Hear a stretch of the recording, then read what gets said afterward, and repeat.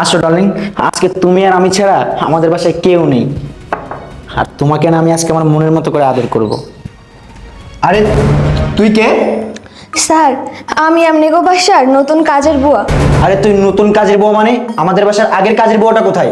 Sir, হেরা তো আমি কইতে পারবো না, তাই আমারে আপনাকে বাসায় নতুন কাজে রাখছে। ও আচ্ছা, ঠিক আছে, তুই সর, এখন আমি ভিতরে যাব। স্যার দাঁড়ান, আপনার লগে এই ম্যাডাম কিরা? আরে ও কে মানে? ও তো আমার জানের জান, ও হচ্ছে আমার কলিজা। স্যার, আপনারা ভিতরে যাইতে পারবেন না। আমি আপনাদের ভিতরে যাইতে দিতে পারবো না, কারণ মেম সাহেবের আদেশ আছে বাইরের কেউ যেন তাদের অবর্তমানে বাসায় না ঢুকে। আরে এই, তোর সাহস তো কম না? তুই আজকে আমাদের বাসায় নতুন কাজের বউ হিসেবে আসছিস আর আমাকেই বলছিস আমি ভিতরে যেতে পারবো না? স্যার মাফ করবেন, আমি মেম সাহেবের আদেশ অমান্য করতে পারবো না। এই ছোট লোকের বাচ্চা, তোর সাহস তো কম না? তুই আমাদের বাড়িতে নতুন এসে আর আমাকেই বলছিস আমি ভিতরে যেতে পারবো না? এই সর এখান থেকে। আর এই শোন, আমাদের জন্য ঠান্ডা 2 গ্লাস শরবত নিয়ে আসিস।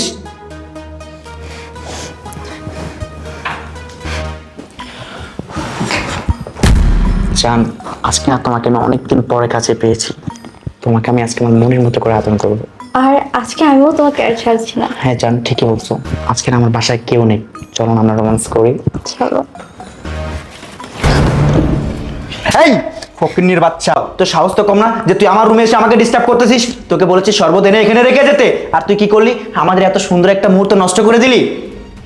আরে ওদের কি কোনো শিক্ষা দীক্ষা আছে নাকি? যদি থাকতো তাহলে আমাদের এই সুন্দর মুহূর্ত নষ্ট করতে পারতো না। আর আমার মনে হয় কি জানো, তোমার এই সৌন্দর্য দেখে ও নিজেকে সামলাতে পারেনি, তাই হয়তো এরকমটা করেছে। হ্যাঁ জান, তুমি ঠিকই বলেছো। এই তুই এক্ষুনি এখান থেকে বেরিয়ে যা, যা বলছি। এই তোর সাহস কি করে হয় ওর থাপ্পড় মারার? আরে এই, তোর তো সাহস কম না? তুই আমার বাড়িতে থেকে আমার সামনে আমার জানের গায়ে হাত তুলতেছিস।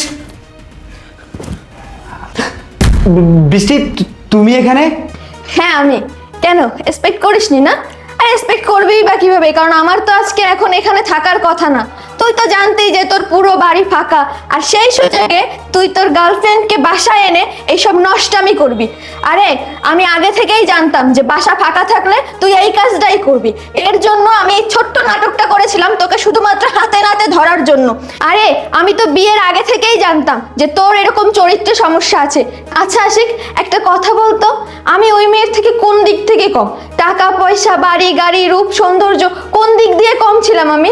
যে ঘরে এত সুন্দর একটা বউ থাকতেও তোর বাইরের আরেকটা মেয়ে ঘরে এনে পরকিয়া করার দরকার পড়লো? আরে আমি তো সব কিছুই জানতাম, কিন্তু আমার ভাইয়াকে আমি এই কথাটা কোনোভাবেই বিশ্বাস করাতে পারিনি যে তোর মতো একটা ছেলে এতটা জঘন্য হতে পারে। আরে তোর মতো ছেলের তো আমার পায়ের নখেরও যোগ্যতা নাই, আমার হাজবেন্ড হওয়া তো দূরে থাক, কিন্তু এই কথাটা আমি কোনোভাবেই আমার ভাইয়াকে বুঝাইতে পারি নাই। আর আমি আমার বাবা মায়ের অবাধ্য সন্তান না, তাই তাদের কথাও আমি ফেলতে পারি নাই। এর জন্য ভাইয়াকে আজকে আমি এখানে ডেকে নিয়েছি, যাতে তাকে আমি নিজের চোখে তোর আসল রূপটা দেখাতে পারি। ভাইয়া, ভাইয়া। দুশ্চরিত্র, লম্পট, তোকে তো আমি অনেক ভালো জানতাম। তোকে ভালো জানতাম বলে আমার আদরের ছোট বোনকে তোর সঙ্গে বিয়ে দিয়েছিলাম। আর তুই কি না বাহির থেকে একটা দুশ্চরিত্রা, একটা খারাপ মেয়েকে এনে বাসায় ফষ্টি নষ্টি করতেছিস আমার বোনকে রেখে। এই আমার বোন আমাকে অনেকবার বলেছিল তোর চরিত্র ভালো না, তুই খারাপ। আরে আমার বোনকে বিশ্বাস না করে তোকে বিশ্বাস করে আমার বোনকে আমি তোর হাতে তুলে দিয়েছিলাম, আর তুই এটা কি করলি শেষ পর্যন্ত? তুই আমার বোনের সঙ্গে চিট করলি। আরে তুই তো শুধু আমার বোনের সঙ্গে চিট করিস নি, তুই আমার সঙ্গে পর্যন্ত চিট করেছিস, আমার বোনের মন নিয়ে খেলেছিস। আরে তোকে আমি এতটা বিশ্বাস করতাম, এর জন্য এখন আমার নিজের প্রতি নিজের ঘৃণা হচ্ছে। আমি কি করে তোকে এতটা বিশ্বাস করেছি? আমি তোকে বিশ্বাস করি নাই, তোর বাবাকে পর্যন্ত বিশ্বাস করেছিলাম।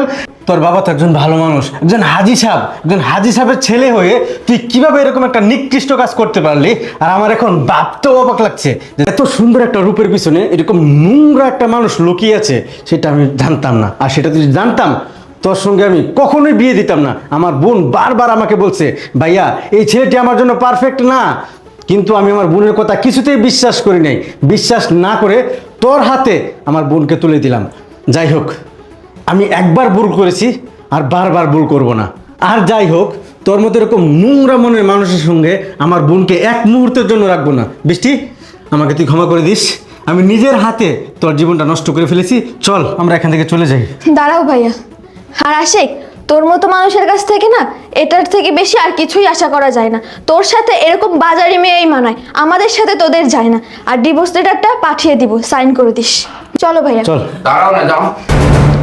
এই জানোয়ার, জানোয়ার, আমি একজন হাজি মানুষ, আমার মান সম্মান সবকিছু শেষ করছিস। আর ওই মেয়েটাকে, ওই মেয়েটা হচ্ছে বাজারের নষ্টা মেয়ে, আপনার ছেলের গার্লফ্রেন্ড। ছি ছি ছি, তুই আমার ছেলে হয়ে এত বড় একটা জঘন্য কাজ করছিস। আরে তোর একটিবার ভাবা উচিত ছিল যে আমার বাবা একজন হাজি সাহেব মানুষ, বাইরে আমার মান সম্মান আছে, আর তুই কি না বাইরে থেকে একটা মেয়ে ভাড়া করে নিয়ে আমার বাসায় আসছিস। ছি, আমি এই সমাজে মুখ দেখাবো কিভাবে? এই মেয়ে, আমি তোমাকে বলতেছি, তুমি একটা মেয়ে হয়ে একটা মেয়ের সংসার কিভাবে ভাঙতে পারলে? তোমাদের মতো মেয়েদের জন্য আজ আমাদের সমাজের এই অবস্থা। তোমরা সংসার শুধু ভাঙতে পারো কিন্তু গড়তে পারো না। তুমি কি জানো এটা কত বড় পাপ কাজ? তাই ওকে বলে তো লাভ নাই, অত হচ্ছে বাজারের নষ্টা মেয়ে। ওকে বলার আগে আপনি আপনার ছেলেকে বলেন, আগে ঘর ঠিক করেন, তারপর বাহির দেখেন। বৃষ্টি, চল বোন। ভাইয়া প্লিজ একটু দাঁড়ান।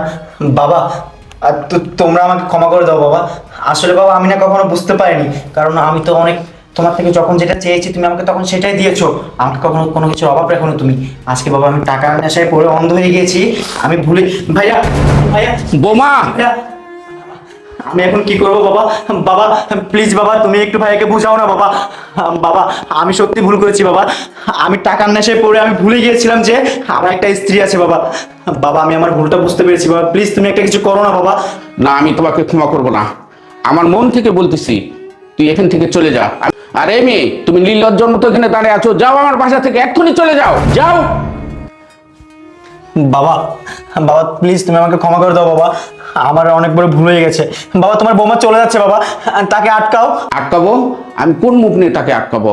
তুমি একজন হাজি সাহেবের ছেলে হয়ে এত বড় একটা জঘন্য কাজ কিভাবে করলি? বাবা প্লিজ বাবা তুমি আমাকে ক্ষমা করে দাও না বাবা। আমি মানছি যে আমার অনেক বড় ভুল হয়ে গেছে, আমি নিজে অনেক বড় একটা ভুল করেছি, আমি আর কখনো এমনটা করবো না বাবা। তুমি আমাকে প্লিজ ক্ষমা করে দাও। ক্ষমা? তুই কোন মুখ নিয়ে আমার কাছে ক্ষমা চাচ্ছিস? আমি এই মুহূর্তে তোকে আমি তেজ্যপুত্র করে দেবো। যাও আমার বাসা থেকে বাইরে হয়ে যাও, যাও।